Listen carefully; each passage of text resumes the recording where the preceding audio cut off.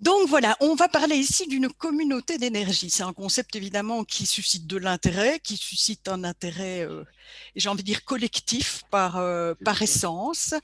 Un projet, un concept qui répond à de nobles ambitions qui vont dans le sens de la transition énergétique, avec un caractère innovant, et on parle d'innovation tant en termes de gouvernance que en termes d'innovation technologique. Bref, autant de qualités dans lesquelles je suis sûre que tant les entreprises du parc que les chercheurs de l'université de Liège qui sont partenaires se reconnaissent très certainement.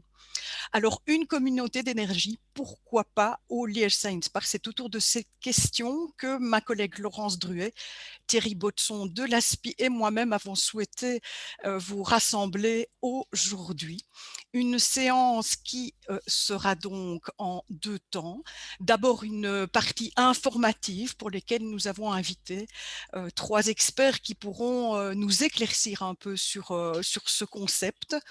Ensuite, une séance d'échange par petits groupes, et grâce à mes collègues qui ont rejoint l'organisation, vous pourrez alors échanger librement et beaucoup plus facilement malgré la distance. Alors évidemment, pour y voir un peu plus clair sur ces communautés d'énergie, la législation en vigueur, les projets existants, les perspectives, les opportunités, j'ai le plaisir d'accueillir Cédric Brull, qui est directeur du cluster Tweed, dont la mission est de favoriser les investissements en production et exploitation de l'énergie durable, et ça en mobilisant les entreprises et les intervenants actifs du secteur sur des projets. Alors Cédric, je vais arrêter de partager mon écran et je te cède la parole tout de suite pour cette partie informative de notre rencontre de ce jour. Ton écran est donc bien partagé. Parfait, on Voilà, m'entend la bien? parole est à toi et on t'entend. Merci Super. Cédric. Bonjour à tous, ravi de pouvoir participer, merci pour l'invitation. Donc je vais essayer de brasser rapidement, c'est un défi, l'état des lieux, les projets pilotes et l'écosystème régional, le tout en 15 minutes. Donc si je fonce un peu sur certains projets, vous aurez les slides et les discussions sont aussi là pour pouvoir avancer plus en avant sur les projets. Juste un slide sur le cluster, 140 membres technologiques dans le secteur des énergies renouvelables, de la transition énergétique, et on est là pour créer l'écosystème, le réseau, le support au projet, la promotion et avoir une vision transversale sur les projets en termes de transition énergétique. Le sujet du jour, les communautés d'énergie en Wallonie. Alors, quel état des lieux? Il y a eu un décret wallon qui a lancé un peu les festivités en 2019 sur les communautés d'énergie renouvelable. Le cadre complet est en fait en cours d'élaboration. Et qui va prendre en fait toutes les formes de partage, puisque le décret, premièrement, n'avait pas des arrêtés d'exécution, et deuxièmement, ne prenait en compte que certaines parties des communautés d'énergie renouvelable et ne prenait pas en compte l'ensemble des formes de partage. Donc, dans les formes de partage connues, il y a l'autoconsommation collective, sur laquelle on va beaucoup parler, le partage d'énergie dans le cadre d'une communauté, le partage d'énergie dans le cadre d'une communauté renouvelable ou citoyenne, et je vais vous mentionner juste la différence, mais aussi la vente de pair à pair.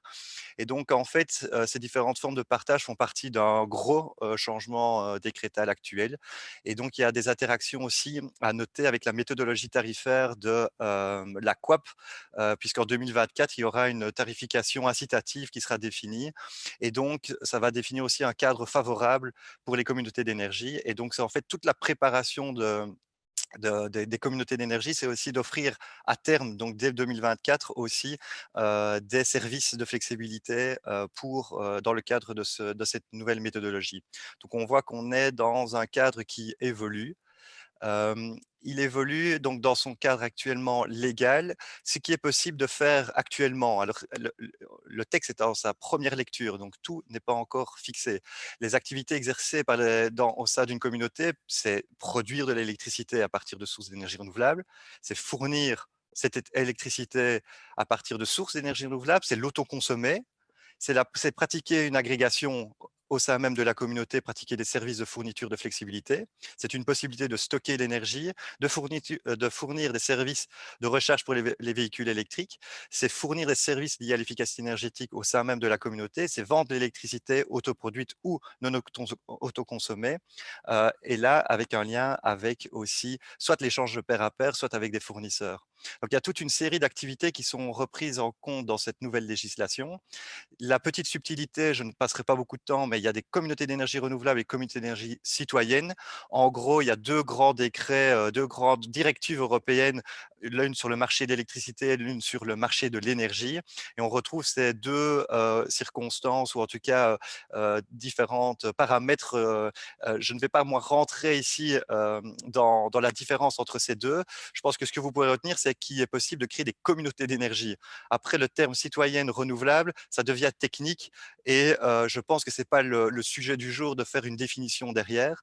La seule chose à noter, c'est que en fonction de votre entreprise, si c'est une grande entreprise, une moyenne, une petite, en fonction de la communauté, si elle gère de l'énergie renouvelable ou fossile, vous allez être dans une catégorie ou dans une autre. C'est du légal, mais en tout cas, c'est actuellement 2 directives européennes qui sont transcrites dans la législation wallonne. Ce qui est important à retenir, c'est qu'il va être possible d'autoconsommer de manière collective. Alors les points clés qui sont dans le décret actuellement, c'est un renoncement à la compensation. Si vous rentrez dans une communauté d'énergie, vous renoncez aux autres soutiens, mais vous allez recevoir des avantages. Un des avantages, c'est qu'il ne requiert pas de licence de fourniture au sein même de la communauté d'énergie. C'est là le grand changement, en fait. Au départ, tout changement, toute variation au sein de transfert d'énergie au sein même de 2 entreprises, par exemple, il y avait une licence de fourniture, ce qui était un blocage pour la vente typiquement entre 2 entreprises, vente de pair à pair, ou etc. Et cette licence de fourniture, elle n'est pas, elle n'est pas obligatoire au sein de ces activités. Et ça, c'est tout le grand changement de la directive européenne. Si vous devez retenir une seule chose sur la communauté d'énergie, c'est cet aspect-là. Il y a un des autres aspects importants dans la législation actuelle, c'est que on va être toujours relié au réseau. Donc, il n'y a pas une volonté, en tout cas au niveau de la Wallonie, de créer des microgrids complètement déconnectés, même si c'est tout à fait possible, mais ce n'est pas la volonté. La volonté, c'est que ça soit continuer à être connecté sur le réseau avec une couverture du coût global du réseau qui doit être définie. Les projets d'autoconsommation collective, eux, doivent avoir une notification à l'AQUAP. Si vous êtes plutôt dans le partage d'énergie au sein d'une communauté, là, il y a une autorisation de l'AQUAP. Et donc, et actuellement, on ne travaille que sur les nouvelles installations d'énergie renouvelable. Ça, c'est un aspect important qui est discuté, c'est-à-dire qu'il y a une volonté d'aller activer des projets pour aller mettre du renouvelable en plus et pas spécifiquement pour aller avantager du renouvelable déjà existant. Ça, c'est un élément sur lequel on peut discuter, mais en tout cas qui est un élément important pour, en tout cas, le cabinet du ministre Henry. Partage d'énergie dans le cadre d'une communauté.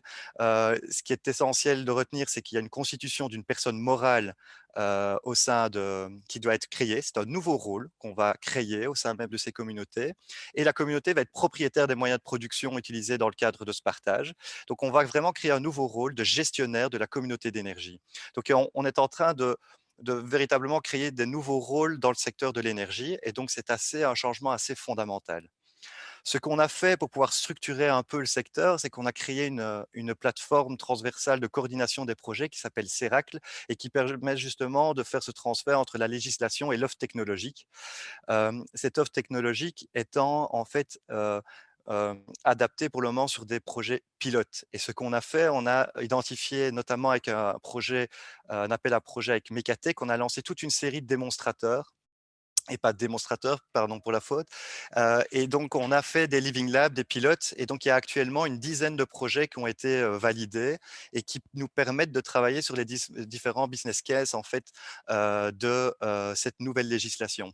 Et donc, moi, ma présentation va maintenant s'axer sur ces pilotes démonstrateurs pour vous montrer un peu vers où ça va. Un de ses buts, une fois qu'on a cette offre technologique et ces démonstrateurs, c'est de faire le lien avec le législatif. Et c'est cela un peu l'originalité de notre démarche dans CERAC, c'est de pouvoir utiliser tous les projets qui sont actuellement mis pilote, faire le lien avec les gestionnaires de réseau, faire le lien avec la Coop, faire le lien avec l'administration wallonne qui écrit les textes, faire le lien avec les différents cabinets, faire le lien avec les différents consommateurs, les différents futurs gestionnaires. Donc, c'est tout un écosystème qu'on doit créer et on essaye de pouvoir aider cet écosystème à se créer et à donner une boucle, on va dire, rétroactive d'informations vers le législateur. Et donc ça, c'est tout un travail que l'on fait. Et donc, on se réjouit aujourd'hui de pouvoir échanger sur cet aspect, de montrer justement les projets pilotes et l'écosystème régional. Alors là, je vais aller de manière très rapide. Je vais vous donner toute une série d'exemples de projets dans la thématique des communautés d'énergie. Ça vous donne un peu un sens de ce qui bouge au niveau de la région. Un des premiers projets connus dans le domaine des communautés d'énergie et des microgrids, c'est Merigrid, qui réunit en fait 3 PME avec en fait un élément de stockage batterie et avec un EMS spécifique, donc qui est piloté en temps réel.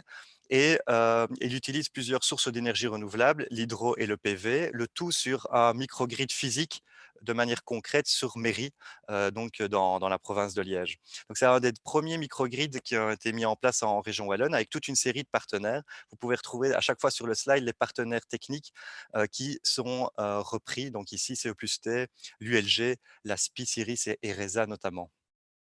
Un autre projet assez connu et qui va être présenté aussi après moi dans la présentation suivante, c'est eCloud.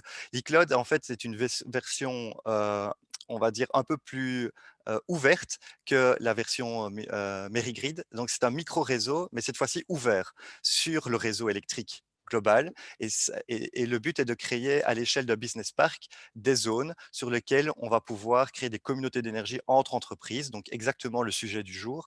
Et le but, c'est de pouvoir avoir une production d'énergie renouvelable, typiquement un parc éolien ou du solaire photovoltaïque, qui va être partagé à travers différents participants de la communauté. Donc ça va être on va aller un peu plus loin sur la deuxième présentation sur ce modèle eCloud.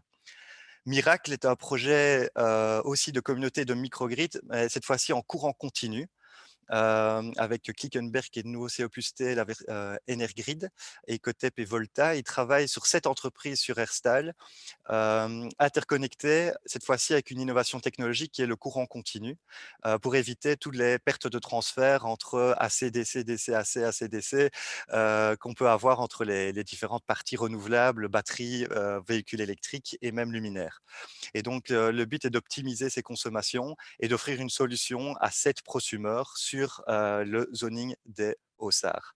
Un autre projet sur le zoning des Hauts-Sarts aussi, mais à une échelle encore un peu plus macro, c'est IntexER. On retrouve l'ULG, l'Institut de Montefiore, Resa, l'ASPI, Elmo, Ology, Engie et Blacklight Analytics, qui est un projet qui réunit en fait, dont l'objectif est d'identifier des outils qui permettent justement à une communauté de se créer. Donc typiquement, quel est le meilleur dimensionnement?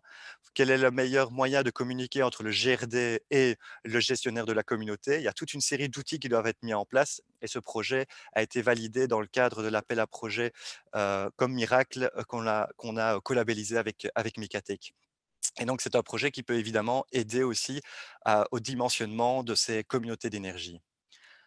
Un projet qui est sur une dimension plus spécifique, mais tout à fait importante, qui est en fait le stockage sur un microgrid de type industriel. C'est le projet MIRIS, qui est une véritable vitrine technologique pour le groupe John Cockerill sur les différents types de batteries et comment ils s'intègrent dans un microgrid industriel. Et donc là, ils travaillent sur des batteries lithium-ion ou des flow batteries typiquement, et comment est-ce qu'ils vont être reliés via un EMS et la partie renouvelable. Tout ça est testé sur site et permet d'avoir au groupe une vision industrielle sur des microgrids industriels. Un autre projet relié à l'industrie est le projet PEPS, qui est un projet pilote financé dans le cadre des copilotes et de nouveau labellisé Tweed Mecatech, qui est un projet de pompage-turbinage de petite dimension qui va lui aller sur des sites industriels et qui va aller jouer et amener en fait une flexibilité, non pas cette fois-ci avec des batteries, mais avec du pompage-turbinage, typiquement de 1 à 5 mégas, et qui vont offrir ces services de flexibilité à soit un acteur industriel qui a de l'espace, soit un zoning industriel. Et donc, on peut avoir cette vision avec cette technologie de pompage-turbinage qui est en fait 99% du stockage actuel dans le domaine de l'énergie. intéresse, qui est une solution de mobilité durable à partir d'énergie locale. Là, le but, c'est, vous avez une ou plusieurs entreprises qui ont de l'éolien ou du solaire et vous allez optimiser, faire un test sur 20 ans pour voir comment fonctionnent vos outils. Vous allez avoir une prédiction pour voir quel est le meilleur moyen de structurer en fait une station de remplissage, soit de véhicules électriques, soit hydrogène, et d'aller optimiser cet aspect-là dans un logiciel. On travaille sur plusieurs acteurs, mais clairement, il y a aussi un des projets sur un des zonings à tout près de Tournai, qui travaille qui essaye de voir pour pouvoir faire des stations en fait de flotte captive, notamment de véhicules pour pouvoir alimenter à partir de renouvelables. Un autre projet intéressant sur cet aspect mobilité durable, c'est le projet Remobub, aussi avec un projet pilote avec Enersol et John Cockerill. Là, la particularité du projet, c'est de gérer en fait, d'essayer de créer un business case autour des pointes de courant et donc d'aller lisser la pointe de courant au niveau des entreprises et donc d'aller avoir un business model là-bas puisque la facture énergétique est liée à la pointe et donc d'aller offrir un service de pointe tout en créant un service énergie renouvelable et immobilité. Donc il y a plusieurs défis techniques, notamment au niveau des convertisseurs, mais aussi au niveau de la mobilité et du chargement et de l'optimisation du chargement. Et donc c'est un projet qui est testé actuellement sur le site même de Enersol. Coleco, là, on rentre plutôt vers le citoyen. Donc, j'ai beaucoup sur l'industrie, évidemment, c'est le cœur du message ici, mais il y a aussi des projets en termes de citoyens, avec un projet sur Rology, Ideta, WAPI, qui vise la création, là, sur des villes et communes. Et donc, c'est typiquement aller axer sur l'autoconsommation collective de plusieurs habitants d'un quartier. Et donc, ce type de projet va normalement s'étendre en Wallonie. Et on a un projet déposé récemment qui s'appelle Amorce, qui va étudier en fait justement avec HEC Liège, Engie Laborelec, Multitel et le BEMS, tous les modèles économiques et la réplicabilité de ces communautés d'énergie qui peuvent relier plusieurs citoyens, voire plusieurs bâtiments de type tertiaire et même des projets qui gèrent les deux, notamment sur des bâtiments liés à Noshak. On a un projet aussi développé avec toute une série de partenaires sur les logements sociaux. Et donc ça, c'est aussi une vraie difficulté sur les communautés d'énergie, c'est de ne pas oublier personne à côté. C'est-à-dire que si on crée toutes des communautés et qu'on prend seulement les quartiers de riches et seulement les PME qui ont un vrai avantage, que feront tous les autres acteurs? Il y a une vraie réflexion d'inclusion dans ces communautés d'énergie. C'est cette question qui est abordée dans le projet Soccer. Excusez-moi, Oui, ici je vois apparaître Orez dans le oui. slide précédent, mais sur la partie Liège, je vois pas Reza. Bon, je fais partie de Reza, hein, désolé. Mais Ici, sur le projet Amorce, euh, ici, en fait, vous êtes partenaire, j'aurais pu le mettre ici, vous êtes en fait à chaque oui, fois partenaire de tous les projets. Donc, j'aurais pu, puisque en fait, l'ensemble des projets gérés par des communautés d'énergie, et merci pour la question parce elle est prioritaire, les GRD sont à chaque fois non pas partenaires financés, parce que j'ai mis les partenaires financés dans la carte de projet. À Texer, vous êtes financé dans le cadre du projet, ce qui est unique dans les autres projets. Vous êtes à chaque fois partenaire des différents projets, plutôt comme parrain, on va dire.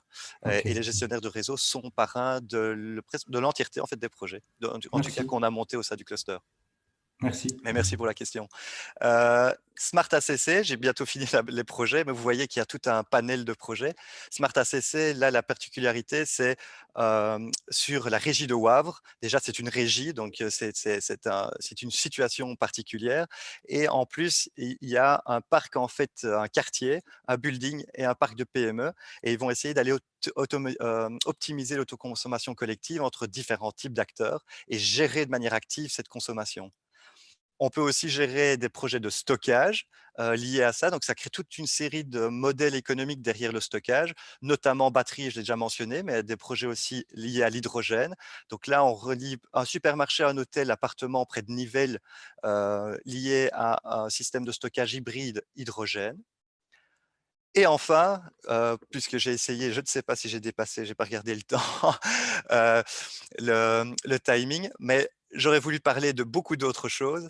Et parce que j'ai vu dans la liste des inscrits, et pardonnez si j'ai pas mis votre logo dedans, mais en fait, il y a toute une série d'expertises qui se retrouvent pas encore peut-être dans des projets financés actuellement à l'échelle wallonne, mais dans des projets concrets, puisqu'il n'y a pas que des projets d'innovation. Et il y a de l'expertise. Il y a de l'expertise au sein même du réseau électrique avec Ampa Simon, en gestion plutôt smart grid du réseau.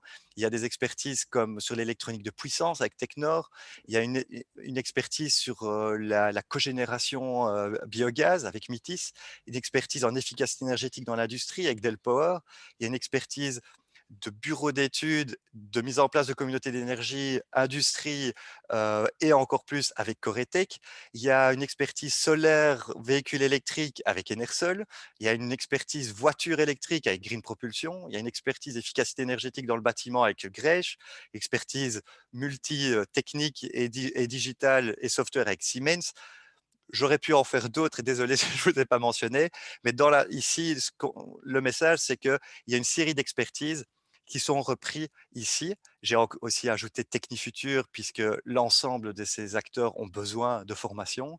Et donc, je pense qu'il y a vraiment un intérêt à ces acteurs de se positionner dans ce type de dynamique. Et évidemment, on se réjouit de pouvoir aider cette structuration.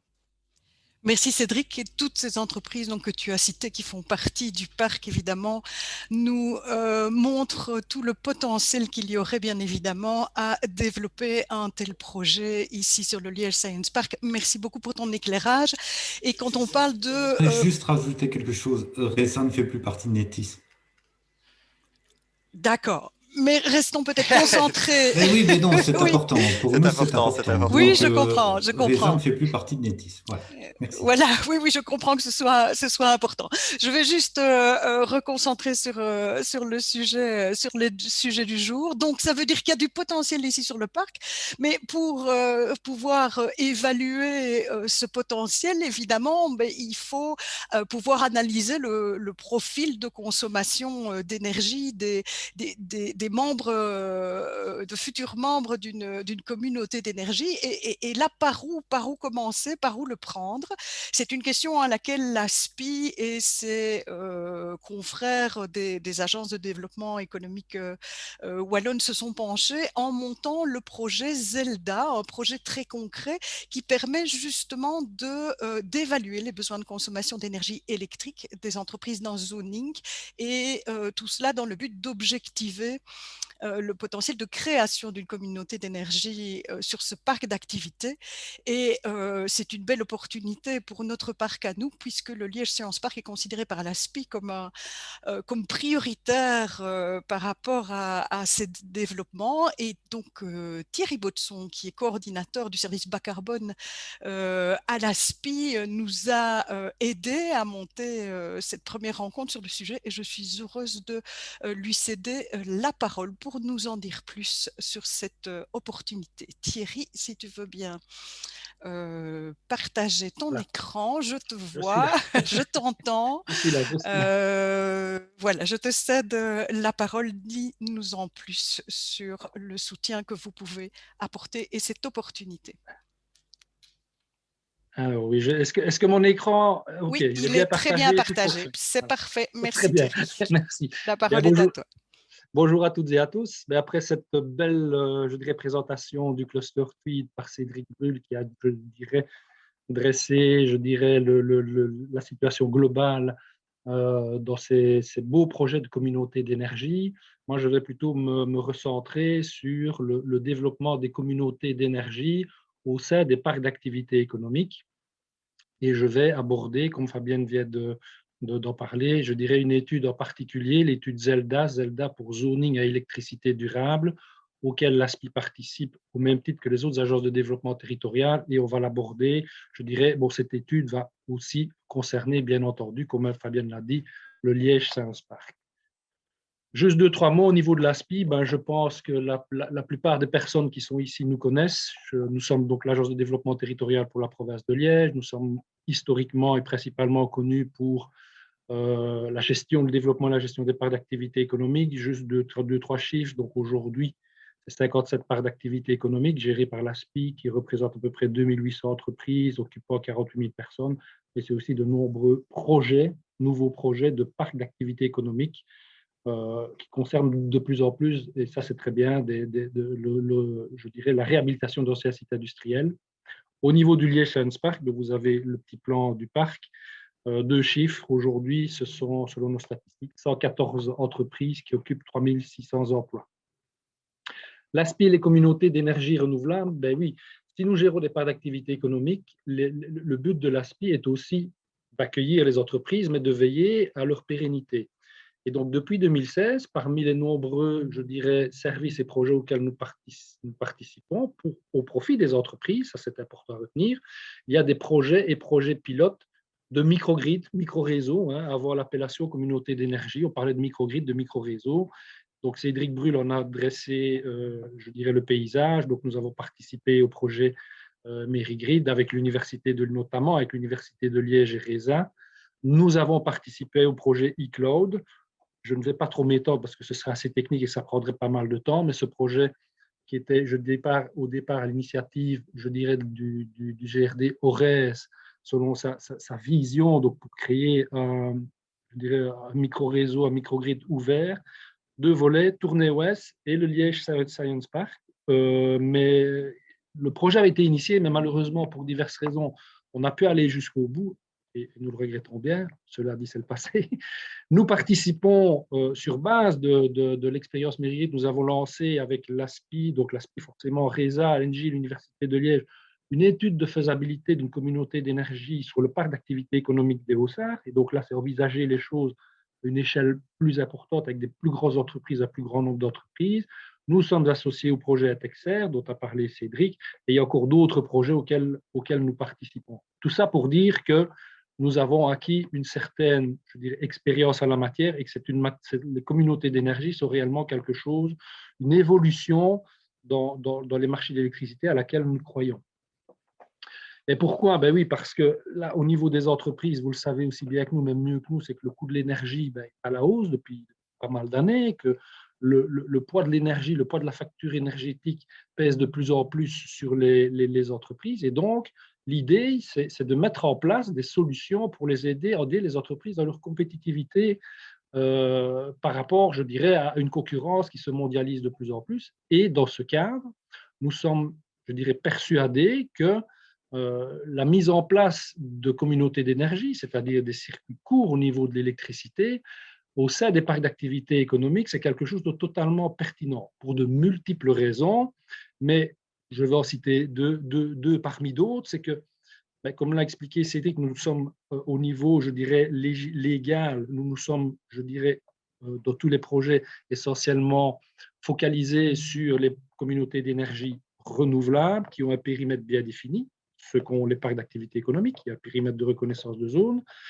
qui est bien défini, mais aussi parce que un des objectifs des communautés d'énergie étant de favoriser un plus grand développement, une plus grande pénétration du renouvelable sur le territoire wallon, eh bien se rendre compte qu'au niveau des parcs d'activité économique, au niveau du photovoltaïque, au niveau de l'éolien, il y a quand même un énorme potentiel à exploiter, potentiel additionnel disponible.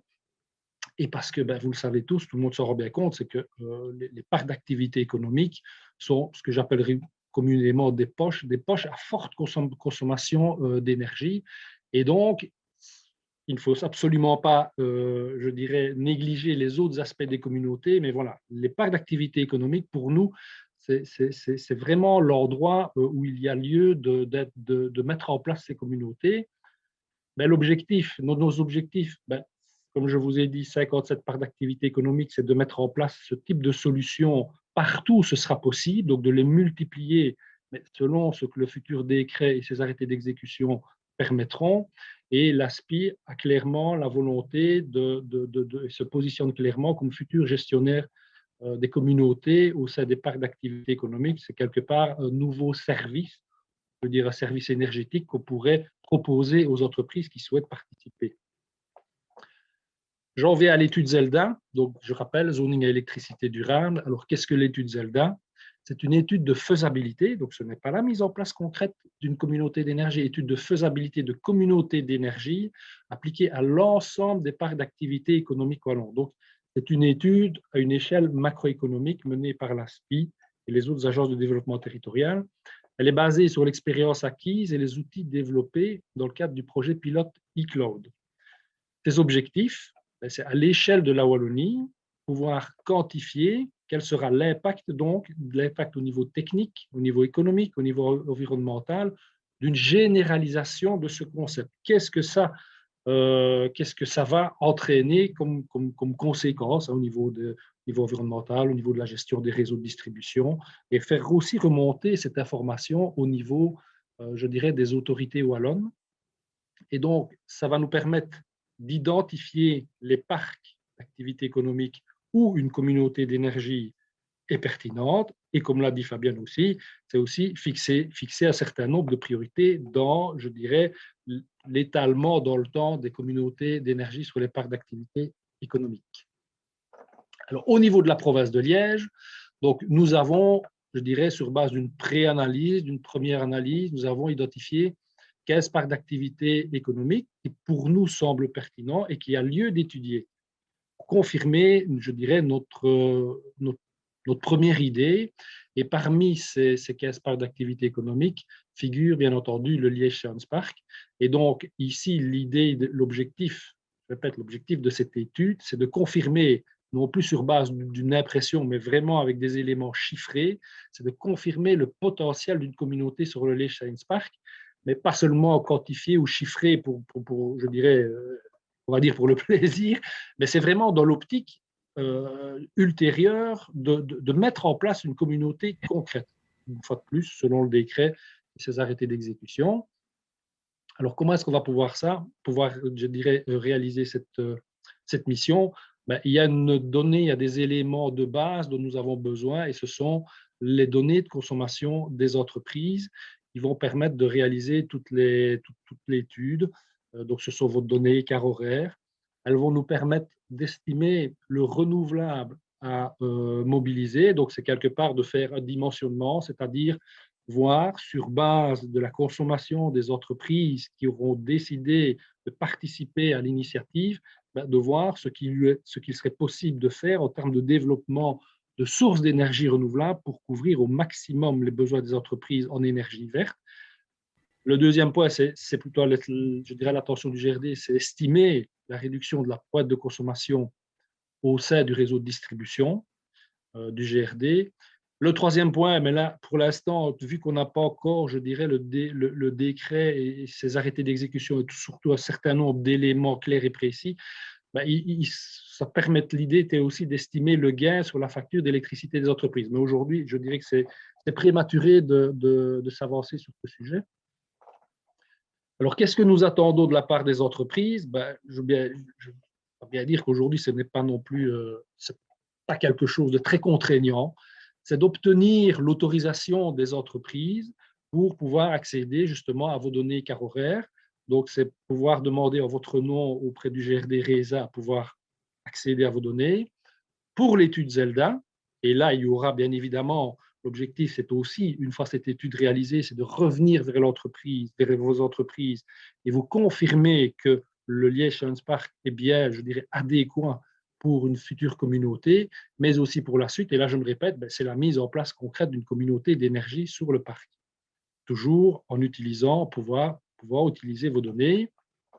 Comme vous l'avez vu dans l'exposé de Cédric Bruhl, il y a toute une série je dirais, de projets auxquels l'ASPIR, RESA, l'Université de Liège ont participé.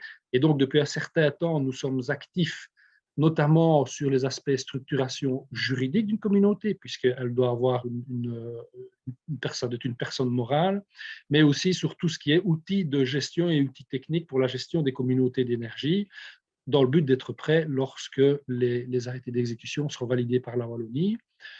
Et donc, pour votre participation, j'espère sera nombreuse, nous espérons sera nombreuse, nous vous demanderons et nous enverrons ultérieurement, mais assez rapidement, un mandat que nous vous demanderons de nous retourner, compléter et signer.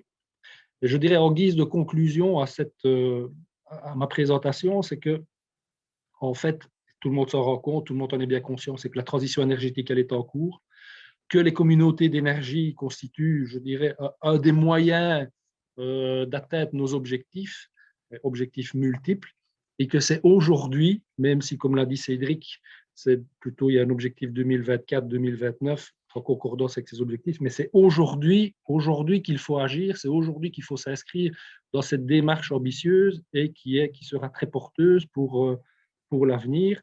Et donc, je ne peux que vous inciter à prendre part à cette démarche. Et je suis impatient, nous sommes impatients que vous nous y rejoigniez. Et donc, je ne sais pas combien de temps j'ai pris, mais Comme il faut. Merci. Merci pour votre attention. Voilà. Merci beaucoup Thierry. Donc tu nous ouvres là une porte, tu nous donnes une opportunité en tout cas d'entrer déjà très vite et très concrètement dans la démarche qui évidemment commence par l'étude du potentiel. Évidemment cette démarche elle a un cadre, tu l'as exprimé et il se fait que ici nous sommes dans un parc scientifique et pas dans n'importe quel parc scientifique puisque nous sommes à Liège avec une vraie culture de l'innovation et du partenariat avec des interactions, j'ai envie de dire permanentes entre les entreprises du parc et les chercheurs de l'université. Alors j'ai envie de dire, ok, il y a le cadre, mais et si on allait plus loin, et si on explorait plus largement les possibilités et en s'appuyant notamment sur les compétences des experts. Et donc nous nous sommes tournés vers Pierre de Walef, donc qui est professeur en faculté de sciences appliquées à l'université de Liège. Il est en charge des cours liés à la production d'énergie électrique sur base renouvelable, fossile et nucléaire.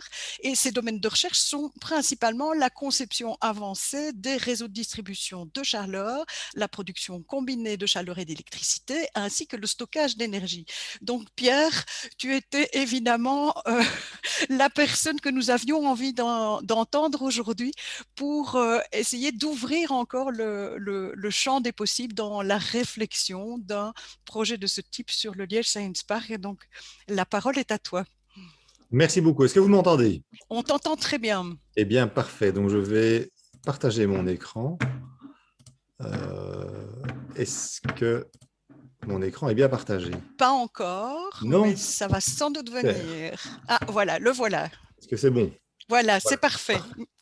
Eh bien, merci Fabienne. Bonjour à toutes et à tous. Merci de m'avoir invité. Alors, j'interviens ici pour l'Université de Liège. Madame Ernst, que vous connaissez tous et toutes, est présent aussi. Donc, il interviendra peut-être s'il y a des sujets plus spécifiques dans son domaine d'activité qui lui est propre. Je vais faire une petite présentation assez courte sur les aspects plus technologiques et je vais rebondir sur certaines choses qui ont été dites, notamment par Thierry Botsson et qui sont, à mon sens, importantes pour que tout le monde comprenne bien les défis qui sont à relever pour construire une communauté d'énergie. Donc, il y a la communauté d'énergie renouvelable, communauté d'énergie citoyenne. Je vais plutôt ici me situer dans le cas des communautés d'énergie renouvelables, même si je pense qu'il est encore un peu tôt pour se focaliser sur l'une ou l'autre forme de communauté en fonction de ce qui va être décidé au niveau du décret qui est encore en cours d'élaboration. Donc, voilà, ici, je vais parler plutôt des aspects technologiques. Alors, qu'est-ce que c'est une communauté d'énergie? Bon, on a déjà eu pas mal d'informations. Je pense qu'il est important de bien mentionner qu'une communauté d'énergie, elle s'inscrit dans un processus qui est bien représenté sur cette illustration-ci. Donc, on a commencé avec l'autoconsommation individuelle. Donc, tout le monde peut évidemment installer des panneaux photovoltaïques sur son toit et s'efforcer d'autoconsommer un maximum cette énergie. Alors, il y a plusieurs obstacles, évidemment, lorsqu'on supprime tous les incitants financiers, que le nombre de certificats verts diminue et que le compteur ne tourne plus à l'envers, eh bien à ce moment-là, on a toute une série de problèmes qui sont liés au fait que ce sont des installations souvent de faible puissance. Et donc, ça veut dire faible puissance, ça veut dire qu'il y a peu d'économie d'échelle et l'infrastructure coûte cher. Il y a aussi un faible facteur de charge. C'est souvent le cas dans une habitation individuelle ou même une société individuelle. On a besoin à certains moments d'une consommation de pointe, mais on n'en a pas besoin pendant très longtemps. Ça dure parfois 1 heure. Mais le reste du temps, on a besoin que de parfois 10% de cette consommation de pointe. Ce qui veut dire que l'infrastructure pour amener cette énergie dans l'habitation ou dans le bâtiment, elle est en fait assez mal utilisée, ce qui augmente les coûts d'investissement et qui augmente le coût de l'énergie. On a aussi une faible utilisation du potentiel renouvelable très souvent. C'est le cas essentiellement dans les habitations. Parce qu'on a besoin d'énergie électrique la nuit ou le soir, et si on met des panneaux sur son toit, ce n'est pas le bon moment pour utiliser cette énergie-là, puisque le pic de production va être plutôt pendant la journée. Et donc, il y a eu toute une série d'initiatives, notamment l'autoconsommation collective. Donc, c'est augmenter en fait la taille de ces installations pour essayer d'augmenter la puissance installée et de diminuer les coûts. Mais en termes d'augmentation du facteur de charge et d'augmentation du facteur d'utilisation de cette énergie renouvelable, encore une fois, on connecte des personnes ou des types de bâtiments qui ont à peu près le même type de consommation. Donc, ils vont avoir tous leur points de consommation en même temps. Ce qui fait qu'encore une fois, on utilise assez mal l'infrastructure et cette pointe est toujours importante. Et donc, ici vient cette communauté d'énergie. Et donc, l'intérêt des communautés d'énergie, c'est justement d'interconnecter toute une série d'intervenants qui vont pouvoir partager leurs besoins, leurs courbes de consommation, ainsi que les potentiels en termes d'installation d'énergie renouvelable. On peut partager des toits, par exemple, partager des terrains sur lesquels on pourrait mettre une éolienne. Et si on n'est pas capable de tout autoconsommer, peut-être qu'il y a un voisin qui sera capable d'autoconsommer cette énergie-là. Et donc, il y a 3 intérêts, et je pense que c'est sur ces 3 points-là qu'il faut vraiment insister lorsqu'on développe une communauté d'énergie, ce qui permet de comprendre pourquoi on a besoin d'autant de données relatives aux consommations d'énergie pour construire une communauté d'énergie renouvelable. L'intérêt d'une communauté d'énergie, c'est d'avoir une grande taille. Alors, ce n'est pas que ça qui compte, évidemment, mais ça veut dire qu'on peut avoir des installations de plus grande puissance qui seront moins chères à l'unité de puissance installée, donc de faire des économies d'échelle. Donc, je pense que c'est un point important. Il y a aussi un haut facteur de charge à partir du moment où on va interconnecter des consommateurs qui ont des profils de consommation différents, leur pointe ne sera pas au même moment. Et donc, ça veut dire que la pointe globale de cette communauté d'énergie sera moins élevée que la somme des points de tous les membres de cette communauté, ce qui permet de faire des économies d'échelle. Et troisièmement, peut-être d'utiliser mieux le potentiel renouvelable avec justement cette mixité de consommation en connectant différents types de consommation différents. Donc, si on connecte par exemple des bureaux avec des laboratoires ou même parfois des industries sur lesquelles il y a de la production, eh bien, on peut à ce moment-là avoir une meilleure courbe de consommation. Et c'est le pari justement de ces communautés d'énergie. Donc, je crois que ces 3 points sont importants. Et donc, si on se pose la question des facteurs clés pour le développement d'une communauté d'énergie, donc il y a certainement beaucoup de candidats pour ces communautés d'énergie puisqu'il y a une possibilité de faire des économies financières. Elles sont en général, c'est limité au final, mais globalement, c'est ça l'attrait pour l'instant. Il y a quand même des défis à relever. Donc, il faut une taille suffisante. Donc, ça veut dire que s'il n'y a que 2-3 participants, c'est compliqué d'avoir une économie d'échelle. Donc, encore une fois, la question qu'on pose, c'est est-ce qu'on génère suffisamment d'économies d'échelle pour que le coût d'investissement diminue? Ça, c'est un point important. Est-ce qu'on a suffisamment de synergie entre les différents consommateurs? Ça, c'est un point important. Les membres de la communauté, est-ce qu'ils consomment la pointe à des moments suffisamment différents, de manière à ce qu'on puisse justement avoir une capacité maximale du système qui diminue et donc avoir un investissement qui diminue. Donc ça, je crois que c'est un point important. C'est la raison pour laquelle on a besoin de vos données car horaires. Ce n'est pas la seule raison, mais c'est une des données nécessaires, de manière à voir s'il y a une synergie, si le système qu'on peut construire sur une communauté d'énergie, il a un sens, il permet de faire des économies au niveau de la capacité du système, et c'est ces économies-là qui vont permettre au final de surcompenser les coûts de gestion parce que bien sûr, il faudra gérer, comme on l'a déjà dit, cette communauté d'énergie.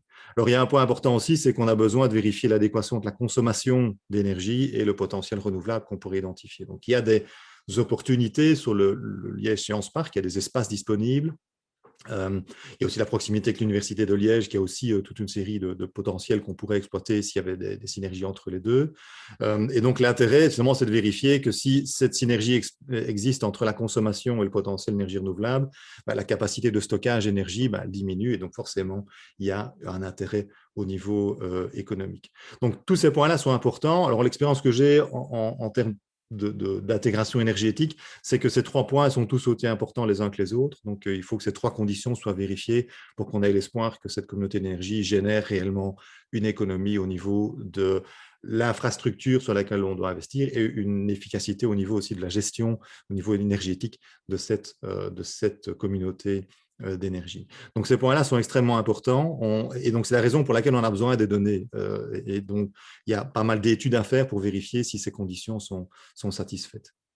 Alors, qu'est-ce qu'on peut faire au niveau solutions techniques? J'ai repris ce petit dessin-là qui est, je vais dire, ce qu'on voudrait faire au final sur une communauté d'énergie au niveau électrique. L'intérêt, c'est de relier différents types de consommateurs. Alors ici, on n'a parlé que d'entreprises, mais peut-être que ça vaut la peine aussi d'intégrer s'il y a de l'habitat à gauche ou à droite. Donc, vous avez ici différents types de consommateurs. Ici, j'ai repris des maisons, il y a des industries, il y a aussi des bureaux qui ont des profils de consommation différents et qui permettent d'avoir un profil un peu plus favorable au niveau de la capacité du système. Donc, le but, c'est d'augmenter le facteur de charge.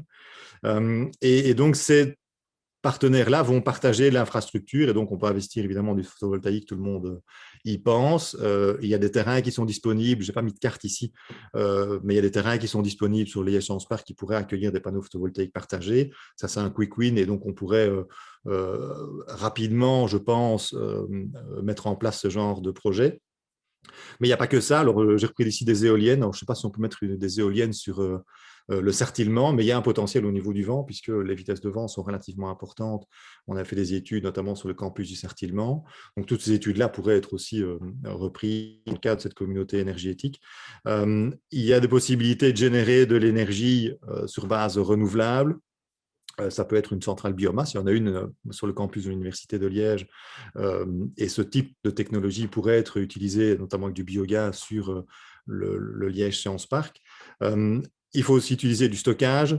Ce stockage énergétique peut être au niveau central, mais peut être aussi dispersé au niveau des différents intervenants. Et donc, ce qu'on cherche à faire, c'est un système énergétique en petite taille. Et donc, l'intérêt pour une communauté énergétique, c'est de faire un système énergétique qui est au moins aussi efficace que le système global au niveau wallon et belge. Si on ne parvient pas à le faire, le seul intérêt sera un avantage fiscal.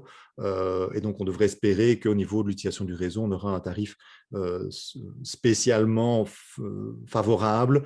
Je ne suis pas certain qu'il y ait une volonté de faire des cadeaux à ce niveau-là. Peut-être que certains intervenants voudraient réagir là-dessus. Mais donc, on a toujours cette obligation ici de se connecter au réseau de distribution qui se trouve ici. Donc, le GRD doit toujours être l'opérateur par lequel passent tous les mégawattheures électriques. Et donc, pour l'instant, les tarifs ne sont pas encore fixés. Donc, on ne peut pas connaître l'intérêt à ce niveau-là.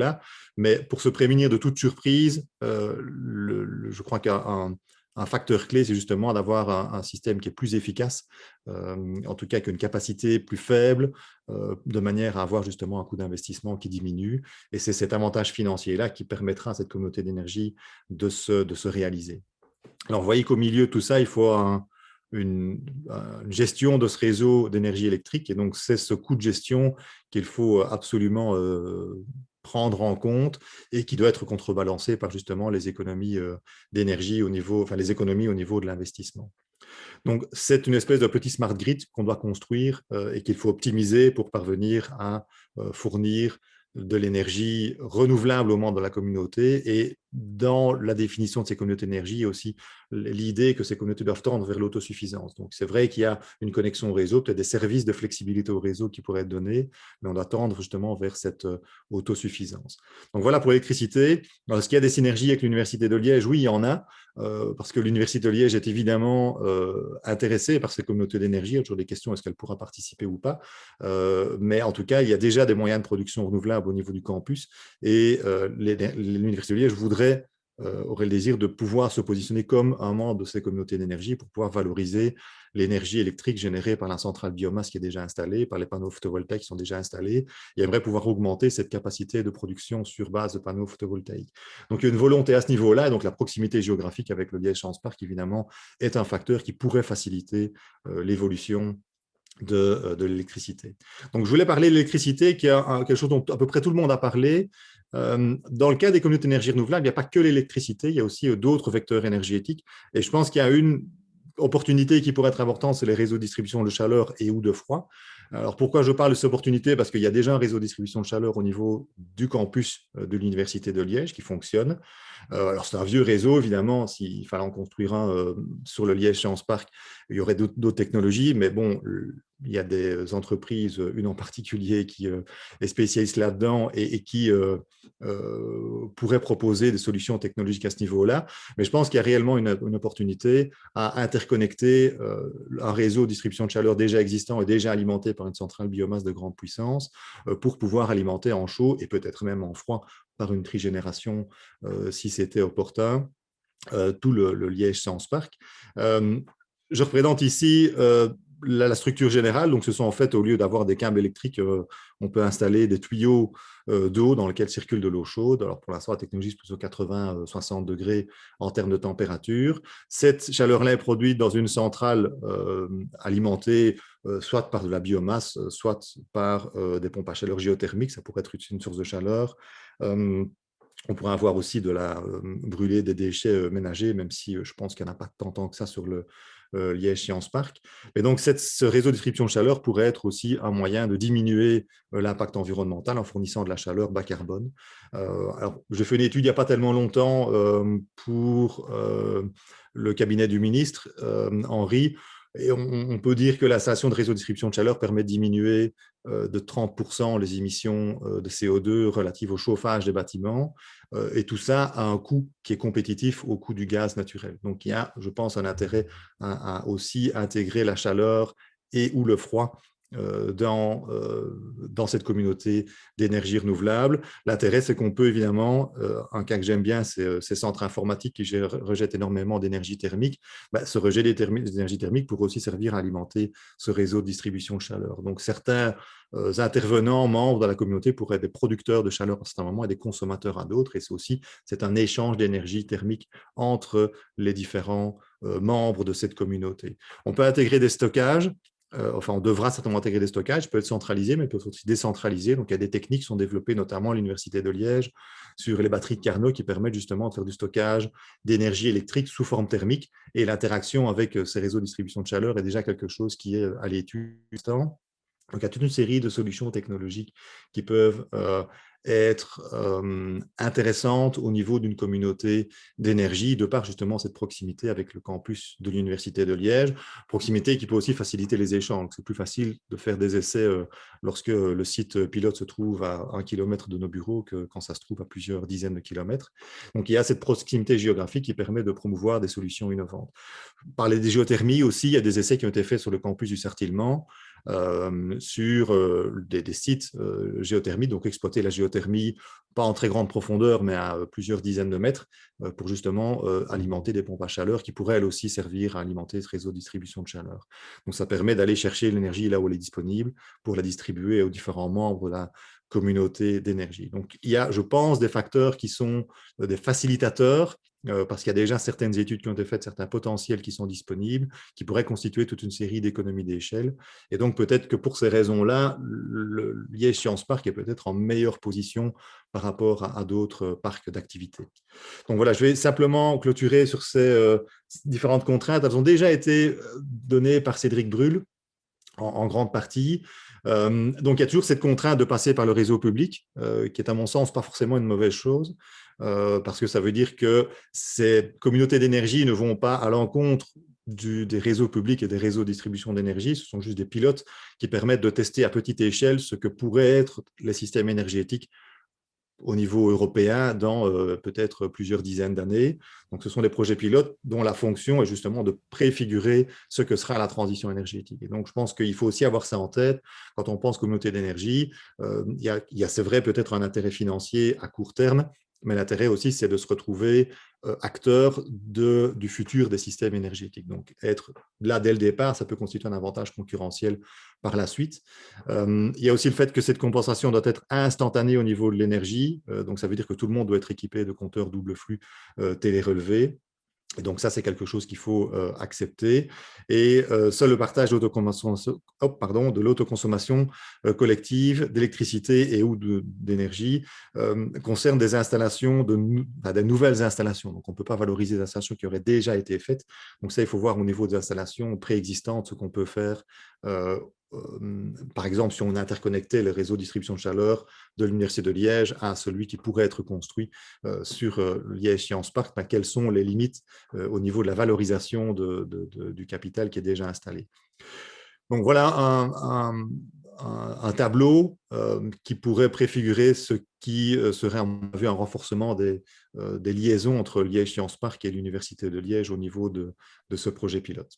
Voilà, je vais m'arrêter là. Je pense que j'ai plus ou moins utilisé le temps qui m'était imparti. Je suis évidemment ouvert à des questions. Si vous avez des questions plus précises sur les ordres de grandeur d'économie qu'on peut attendre, je suis évidemment ouvert à ce genre de choses, mais pour ne pas vous saouler de chiffres dès maintenant, j'ai préféré me maintenir à un panorama assez global. Merci. Merci à toi, Pierre. Que de belles perspectives, tout ça. Je pense qu'en tout cas, tu as tendu la perche et je t'en remercie. Et je suis certaine, en effet, que ce n'est pas la dernière fois que nous échangeons avec, avec toi et à ton service et tes confrères de l'université pour pouvoir, en tout cas, concrétiser ce projet. Alors, c'est vrai que l'on pourrait, je suis sûre que vous avez des questions que vous aimeriez échanger avec les orateurs, mais nous sommes nombreux et nous avons pris le parti de vous séparer en petits groupes pour favoriser les échanges. Donc, vous allez donc maintenant être séparés dans 8 groupes différents. Vous serez guidés par un de mes collègues et Cédric aussi pour comment dire, exploiter au mieux le temps qui nous est imparti. Donc, je demande à mes collègues Florence et Marine si elles sont prêtes de leur côté. Laissez-vous faire. Vous allez être téléportés dans une salle Zoom où vous serez, j'en suis sûre, très très bien accueillis. Nous nous retrouvons vers 13h45 au plus tard, disons 13h40 ici tous ensemble. Je vous souhaite de bons échanges. À tout à l'heure.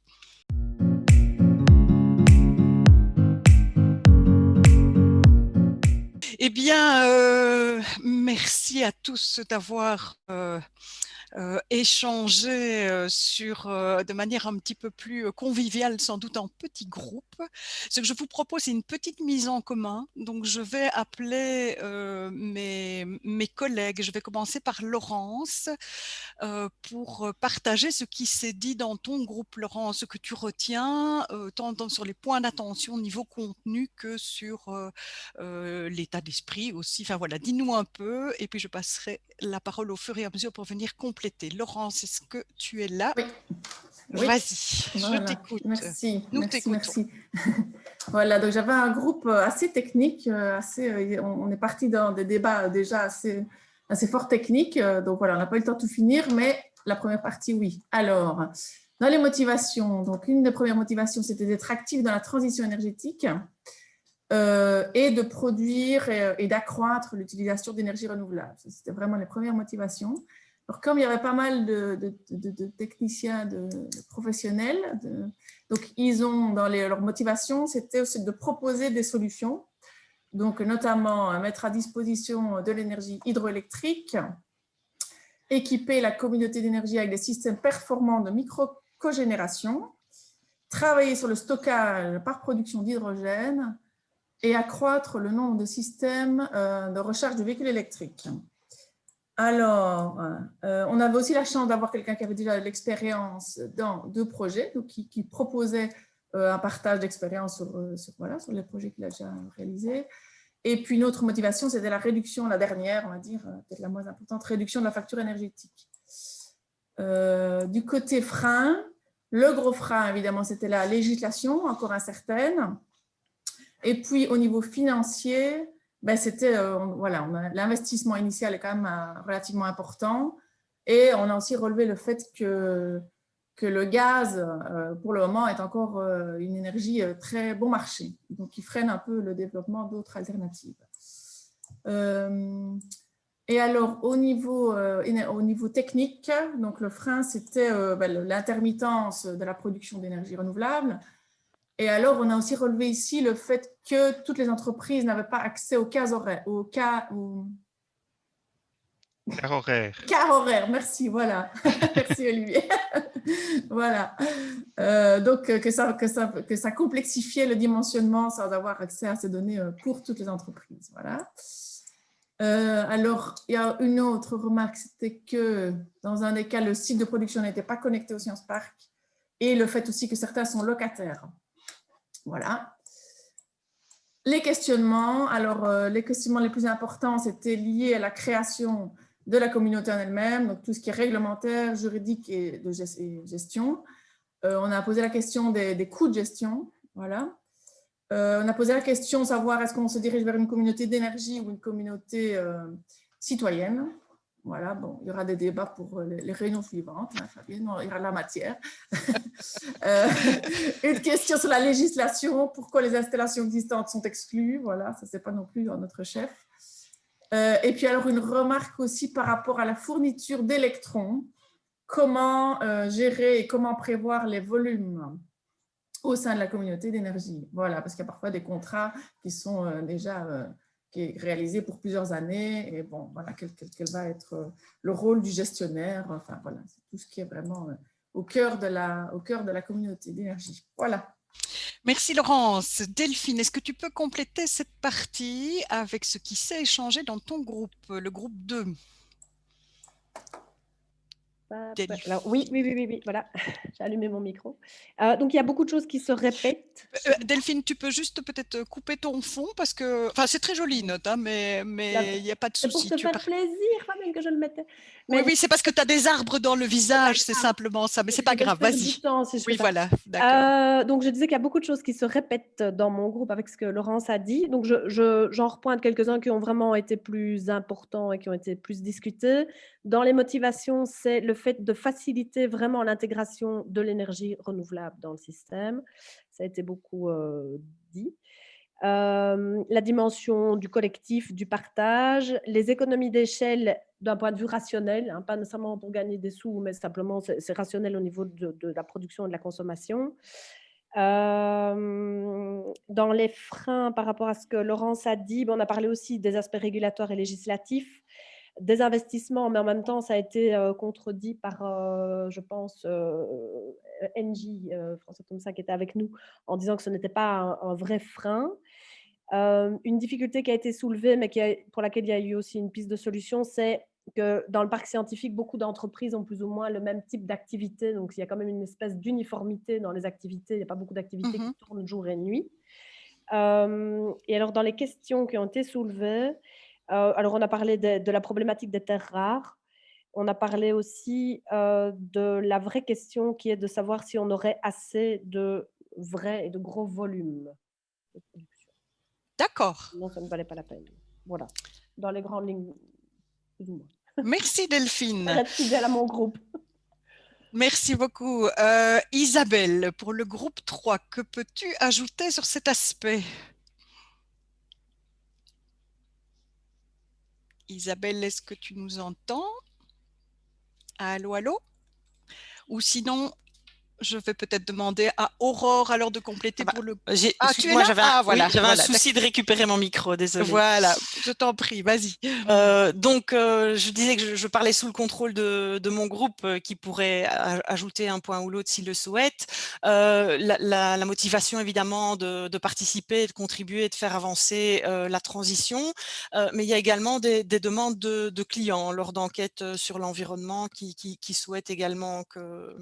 Enfin, qui contribue une des motivations, le fait d'utiliser moins d'assets, donc ça c'est peut-être en lien aussi avec les besoins financés. Et alors il y a aussi toute la question de comprendre les communautés d'énergie, parce qu'on était dans un groupe moins technique justement, et qui dans les idées demandait de créer des plateformes communes pour faire connaître, pour communiquer, pour vulgariser. Donc au niveau des freins, le manque de données, parce que souvent les données ne sont pas publiques. Un problème aussi, c'est le fait que c'est pas toujours dans les priorités des directions et qu'il faudra par ailleurs dégager du temps dans les entreprises pour mettre tout ça en œuvre. Donc est-ce qu'on va créer de nouveaux postes ou libérer du temps chez les personnes qui sont déjà actuellement en place. Donc le cadre légal a déjà été mentionné, je pense. Voilà, oui. Je ne sais pas si quelqu'un du groupe a quelque chose à préciser en plus. Je vais passer à Aurore. Merci Isabelle. Aurore, est-ce que tu peux compléter? Alors, compléter, nous, c'était aussi assez général. Donc, par rapport au questionnement, le délai de lancement et les délais étaient assez longs. Donc, par rapport, c'est la principale question qui est revenue. Donc, ça, je pense qu'on peut le rajouter à la globalité. Et pour les motivations, c'était surtout forcément axé donc, à l'utilisation optimale donc, de l'énergie, à réduire les pertes et à aider les entreprises dans leur compétitivité. Au niveau des freins, on se posait la question aussi par rapport au coût des investissements, ce que ça allait coûter et donc engendrer. Et puis, par rapport donc, aux acteurs à adjoindre, les centres donc, de recherche ont été mentionnés. Donc, les centres de recherche sont des projets donc, dans les domaines spécifiés. Et pour les idées et les inspirations, on a aussi proposé d'intégrer le développement énergétique donc, de différents intervenants, donc, comme ça avait été proposé dans la première partie de séance. Et moi, ce que je peux rajouter aussi par rapport à l'investissement de chacun, c'est l'idée, voilà, c'est d'être associé en tout cas à la démarche pour les personnes qui se sont inscrites dans le dernier tableau. Et donc, en tout cas, voilà, s'ils n'ont pas le temps s'ils n'ont pas assez de temps pour y participer, en tout cas, ils souhaitent être associés donc, à la démarche. Voilà. Merci Aurore, et je rassure tout le monde, évidemment, il va y avoir des communications par la suite, donc fatalement vous aurez l'occasion de vous manifester tout au long de la démarche, elle ne s'arrête évidemment pas ici. Merci Aurore. Si on passe justement à cette partie des suggestions, inspiration, Olivier, qu'est-ce que s'est-il passé dans le groupe 5 et que peux-tu nous rapporter? Écoute, on a fait une belote, c'était chouette. Non, trêve de plaisanterie. Il y a juste un point que je rajouterais dans les freins qui est sorti de la discussion et que je n'ai pas entendu ici. C'est simplement le fait que rentrer dans une communauté, surtout dans ce cas-ci, nécessite un engagement long terme. On ne peut pas se permettre un système flexible, c'est-à-dire je ne peux pas décider de rentrer une année, de partir l'année d'après. Et donc, la législation semble être, dans la discussion, il semble que les choses ne soient pas claires. Donc, c'est un point, je pense, qui est important. On est dans un engagement long terme et c'est quelque chose qui est important. Alors, dans les idées, suggestions et inspirations, on a clairement très vite mis en évidence l'importance de ne pas se cantonner à l'aspect électricité, de profiter des aspects chaufferie. Pierre avait déjà un peu partagé de l'Uliège, de combiner d'autres sources, géothermie, biomasse, etc. De s'inspirer de ce qui se passe à l'étranger, par exemple. On a effectivement eu des cas qui se passent en France et d'un peu voir l'impact que les différents modèles qui sont mis en place pour ce genre de communauté. L'important aussi dans les idées de faire des audits énergétiques des partenaires intéressés par la communauté, puisque ça peut avoir un impact. Et l'aspect aussi de se dire, si un jour je décide d'augmenter, on a pris l'exemple, d'augmenter mon parc de serveurs de machines, ça va avoir un impact sur ma consommation et naturellement, ça va avoir un impact sur la communauté, donc sur le fonctionnement de la communauté. Donc, il est important d'un peu mentionner ces points-là. L'important aussi de disposer de compétences multiples disponibles rapidement. Alors, j'ai posé la question, est-ce que ces compétences doivent être internes à la communauté ou on peut envisager l'externalisation? L'externalisation est envisageable, mais effectivement, il y a un écosystème, je veux dire, à prévoir quand même, à mettre autour de la communauté pour permettre je dirais finalement, aux problèmes qui pourraient se poser, mais avoir toutes les compétences autour qui permettent à la communauté de se mettre en place. Je pense que voilà un peu dans les idées ce qui est passé. Alors, dans les acteurs à adjoindre, on a clairement mis les habitants du Sartillement, qui sont très proches de la communauté, Oui. Essayer d'avoir, et ça fait partie aussi de l'aspect audit énergétique, de voir vraiment combiner des profils diversifiés de consommation, donc pouvoir avoir cette idée-là. D'avoir les gestionnaires de la chaufferie de Liège, puisqu'on est parti sur l'idée d'intégrer aussi les aspects de chauffage, de cogénération, et de faire des synergies avec un mix de compétences. Donc, ça reste dans l'idée d'avoir les compétences multiples disponibles rapidement, les écoles et autres bâtiments publics du coin. Et effectivement, on a parlé de John Cockerill parce que c'est quand même un partenaire qui est assez, même s'il n'est pas dans le parc, mais qui peut… C'est notre voisin. Hein. Voilà. Donc voilà, je dirais très rapidement le brosser. Très bien. Je laisse le groupe s'il y a encore 2-3 choses, mais je pense qu'on a… Merci Olivier, mais je vais plutôt passer, vu le temps qui commence à presser, voir si Christine, avec le groupe 6, avait des choses à ajouter. Oui, un petit peu. Donc, en fait, nous, en général, on a commencé à 6, on a terminé à 3. Mais c'était un peu dur, mais on a quand même pu garder une bonne complémentarité, je pense, entre les participants. Et donc, c'était assez enrichissant. Il y a pas mal de choses qui ont déjà été dites niveau idées, suggestions, inspiration.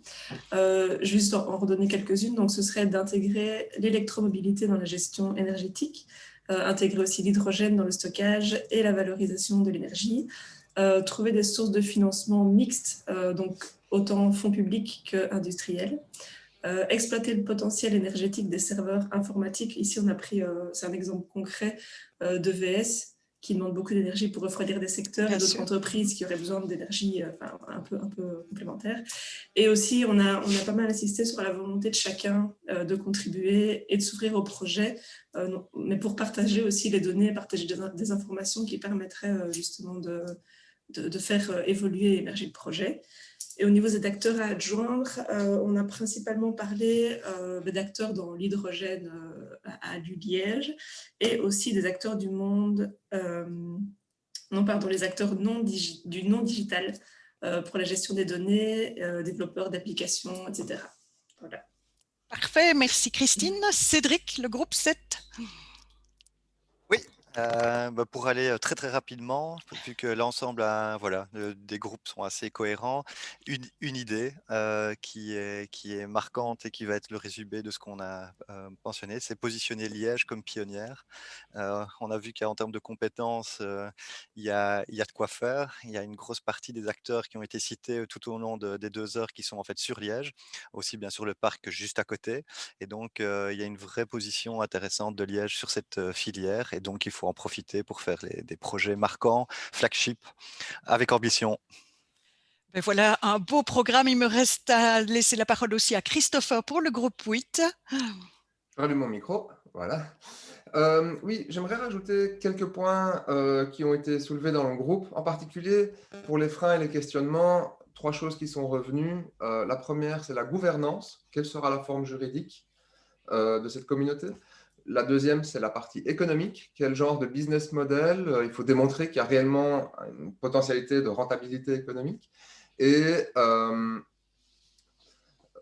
donc aussi, le troisième point assez important qui est revenu plusieurs fois, c'est l'appartenance géographique. Par exemple, des sociétés qui ne sont plus situées sur le Science Park pour le moment, comment est-ce qu'elles pourraient interagir avec la communauté par après?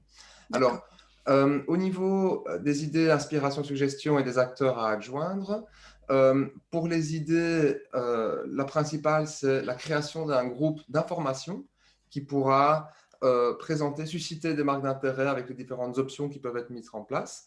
Les idées aussi, c'est avoir une consultation en amont pour la partie GRD, pour pouvoir un peu mieux quantifier les besoins, éviter par exemple des problèmes techniques. Si on a une modification de la manière dont l'énergie est produite ou consommée au Liège Science Park, il va y avoir des contraintes techniques à lever au niveau de RESA principalement.